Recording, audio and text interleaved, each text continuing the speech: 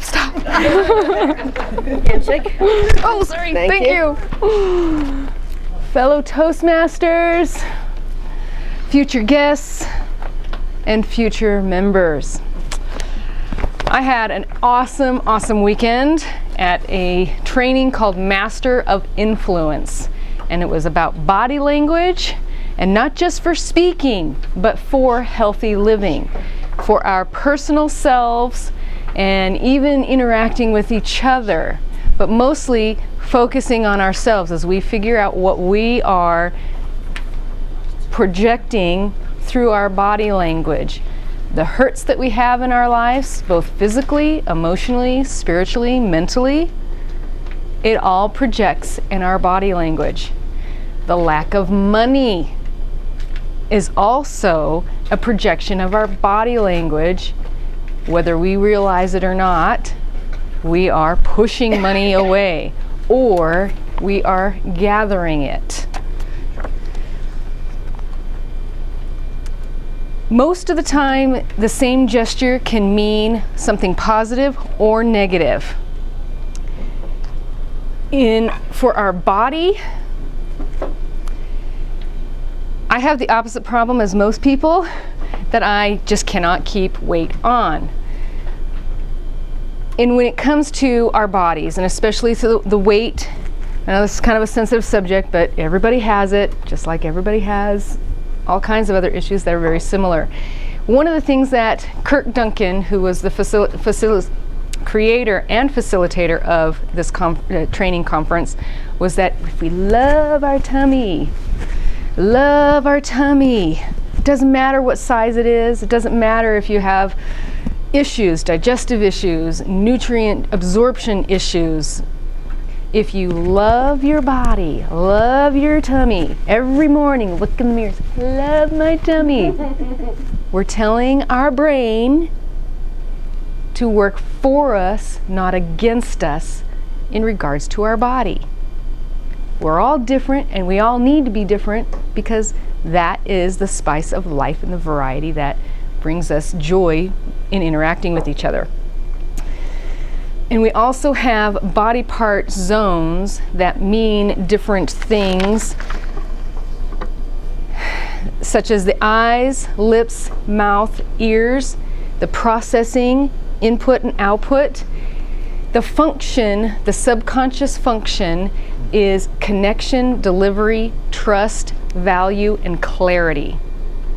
I'm not going through all the body parts, but just, to give you an idea of some of the things. The legs and the knees are stability, our strength, support, authority, how we view authority in ourselves and authority outside of us, and balance. In our relationships, this one I thought was really fun.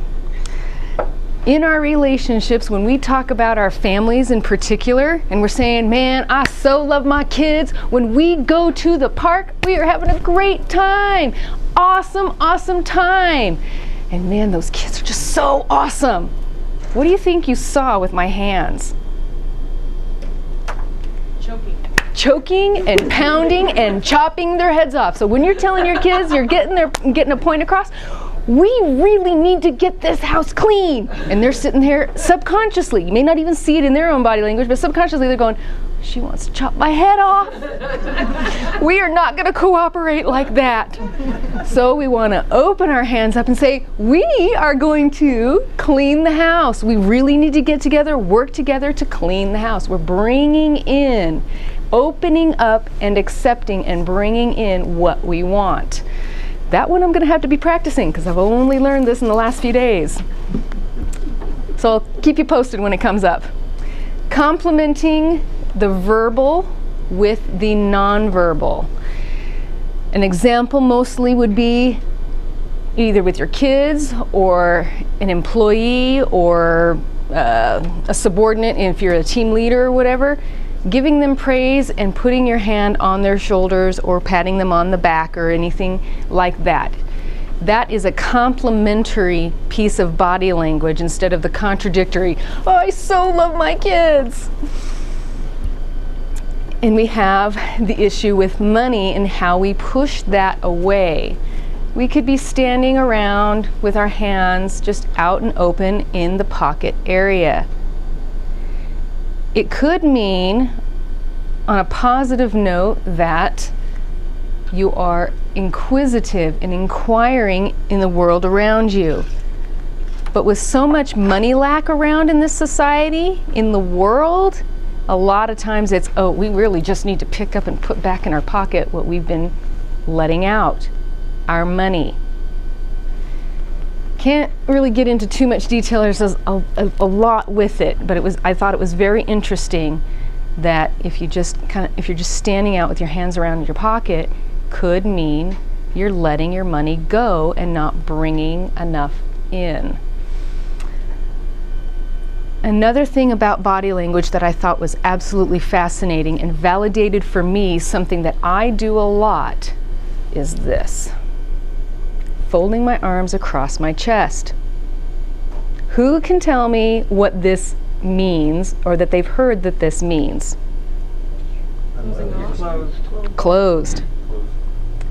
But no, over the last several years that Kirk Duncan has been doing his research and evaluations of the people on the planet, a lot of times it's I'm thinking.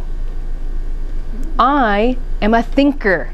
I think all the time. And when I'm having a conversation, I'm thinking about what they're saying. If my eye contact with them is solid and I'm folding my arms, it's not closed off. I'm thinking. Over the decades, over the generations, body language can change, and I find that absolutely fascinating. Absolutely fascinating. One of the other things that I wanted to touch on was with our legs when we are standing. And if we're standing straight and solid, a lot of the times, in a few seconds or a few minutes, you could end up just standing on one side. And depending on what side, right is the future, left is the past. Bringing it all together, you can see what are you worried about, what is not stable in your world, in your life. We are all masters of influence. Do you allow others to influence you, or do you influence them? How do you influence your personal world, your little bubble? Are you pushing things away, or are you bringing them in?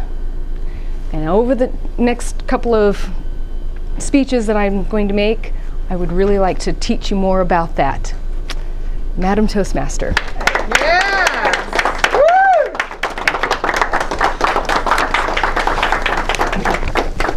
Wasn't that a great speech? You get better all the time. Thank you. And